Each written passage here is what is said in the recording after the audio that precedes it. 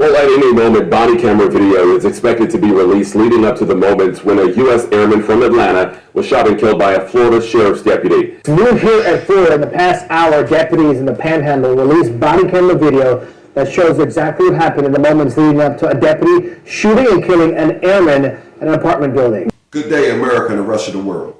Xander J. Hobson here, comedian, director, and producer of boxing documentaries, and troll to those who need trolling. This here is another episode of Hell for Loving News, brought to you by the Brilliant Artist Movement. Folks, do me a favor, subscribe, like this video, share it, and by all means, leave a comment in the comments section because I enjoy exchanging opinions and points of views with you all, as well as checking out the feedback from these videos I make. The Okaloosa County Sheriff's Office today releasing body camera footage showing the moment a deputy shot a Herbert Field airman. 23-year-old Roger Fortson died last Friday after he was shot inside his apartment. Deputies were responding, they say, to a complaint about a disturbance of some sort inside. We're going to show you part of that video now, and we do need to warn you that what you're about to see is graphic. Sheriff's office, open the door!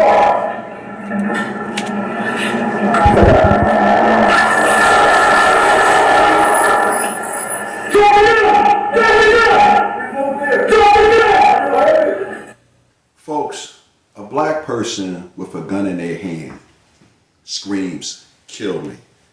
And a black person with a gun in their hands while confronting law enforcement personnel screams, "Shoot first and ask questions later." The shooting happened Friday as a deputy was responding to a disturbance call. In the video, the Okaloosa County deputy knocks 3 separate times on 23-year-old Roger Fortson's door and yells twice, "Sheriff's office, open the door." The video from the deputy's body camera shows Fortson open the door holding what appears to be a handgun pointed down towards the floor. The deputy tells him to step back, and 1 second later, he fires multiple shots at Fortson.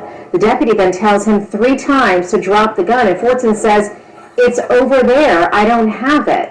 The deputy then calls for EMS, but Fortson later died. Unfortunately, that's what occurred when Senior Airman Roger Fortson had an encounter with a sheriff's deputy Friday, May 3rd, 2024. This whole thing, I find it to be tragic because since learning about the story this morning, I've been doing some intense research, and I discovered that this young man, he was a good kid. My baby was my everything. Roger was my 3rd son. Where we come from, you don't end up where Roger ended up. Roger wanted to show a 16-year-old brother that it was more to life than gangster rap, killing people, stealing, and making a fool of himself. Roger wanted to show his mama that raised 5 kids that didn't know what credit was, how to have something. Roger Fortson was the best America had to offer. He was a patriot. He was a U.S. Airman, Special Ops.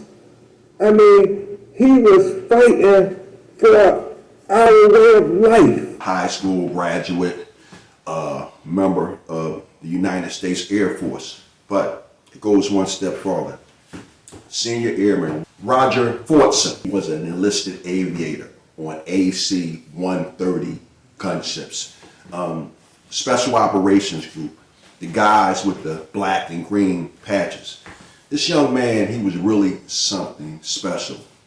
And when I started learning about him, I was moved by emotion because I know how much it takes to get where he was. The aviation career field in the United States Armed Forces, whether it be the Air Force, whether it be the Navy, or whether it be the Army, these are coveted positions. And I can't speak for how it is now, but when I was going in, you didn't see a whole lot of black guys in these career fields. We were probably only represented maybe like about 10 to 15% of the population. And when a guy became an enlisted aviator as a black man, it was a really big deal. This young man, I've heard nothing but good things about him. I regret his loss. His family and his friends, they have my sincere and heartfelt condolences. In doing my research, I learned that he had a supervisor by the name of Tech Sergeant Curtis Lassiter. I looked this gentleman up on Facebook. I extended him my condolences, but this whole thing is just tragic to me.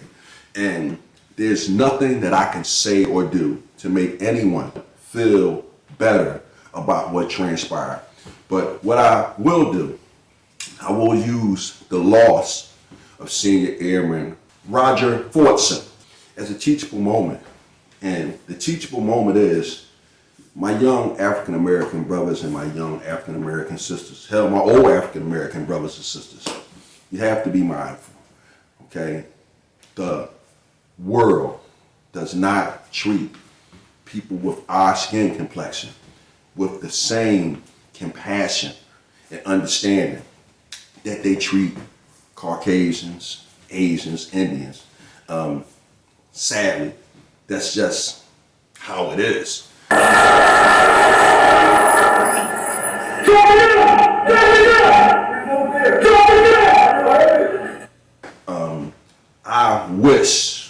I wish in all of the training that Senior Airman Roger Fortson had in his life, I just wish someone would have trained him a little better when it comes to dealing with law enforcement personnel. This young man, I walked the walk that he has walked once upon a time. This young man was trained in Air Force boot camp. This young man was trained as an Air Force enlisted aviator. He was trained in air crew combat survival up at Fairchild Air Force Base in Washington State. But sadly, this young man wasn't trained on how to interact with the police, because if he was, he would not have went to that door with that weapon in his hand. Now, understand that there are scenarios where people pretend to be law enforcement personnel, and as a result of that, people feel alarmed. A lot of times people pretend to have been law enforcement personnel to gain access to someone's property so that they can rob them, so that maybe they might even kill them. So that's totally understandable. But I just wish he could have handled it a lot differently, because again, a black person, man or woman, with a gun in their hand screams, "Kill me." I'm sure that Robert Fortson, his family, will be well compensated as a result of his loss. That won't bring him back. But again, if we could just use this incident as a teachable moment. I mean, I feel so horrible, because often enough you hear about these police shootings involving young black guys, and it's questionable. The individual that they shot is questionable. You can't tell what side of the fence they were really on. But this right here touches me, because I know this kid, not that I know him personally, but I know the journey that he took. So, this is what I was thinking about, his attorneys and all the people that handle those things. They're going to do everything they can to make this matter right. This officer who shot Roger Fortson, I don't know anything about him. The name has not been released. The officer's on paid administrative leave. Something that I find troubling, because you kill a kid like Roger Fortson, and you just get paid to sit around and sit on the sideline. But again, in defense of this officer, I don't know if this officer was prejudiced. I don't know anything, but I know that seeing a black man with a gun in his hand, I know that had to be an inviting opportunity for this officer, whether he was scared or whether the officer was prejudiced, but a black person with a gun in his hand is an inviting opportunity. And the only thing that I could say to my brothers and sisters out there, you have to exercise good judgment. I think probably the main situation that's going on with African Americans today in 2024, we don't have the same survival training that we got in the 50s, the 60s, the 70s, maybe even the 80s. I'm often armed when I leave out of the house, but if I find myself in an encounter with the police, I don't even tell them that I'm armed. Now, if they frisk me and they find a weapon on me, I will deal with that at that point. I am licensed, by the way, but my point is, African American brothers and sisters, you have to be careful out here. These people will hurt us. They look for every opportunity to hurt us. Sheriff's office, open the door!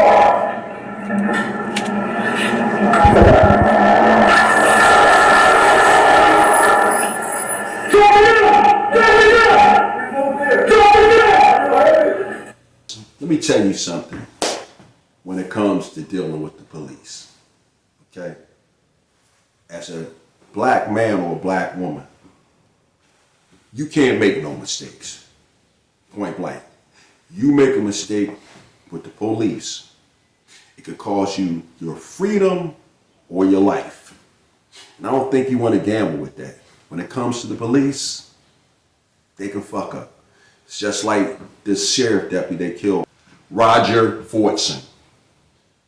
He's on administrative leave pending an investigation. And guess what? Whether they find him innocent or if they find him guilty, guess what? He's still alive because he could make a mistake. Roger Fortson could. And in my opinion, you have to be mindful of this when you're dealing with law enforcement. You can't make a mistake. The cost is too high for you versus what the cost is for them. So with that said, folks, I'm pretty much done with this. I'm probably going to do a tribute to this young man because, again, out of all the people in the world that this could have happened to, from what I know, from what it takes to go in this direction, it couldn't have happened to a nicer person, and I regret the loss. And before I sign off, Fortune family and friends, you all have my sincere and heartfelt condolences for what happened to your loved one. So with that said, ladies and gentlemen, I'm done with it.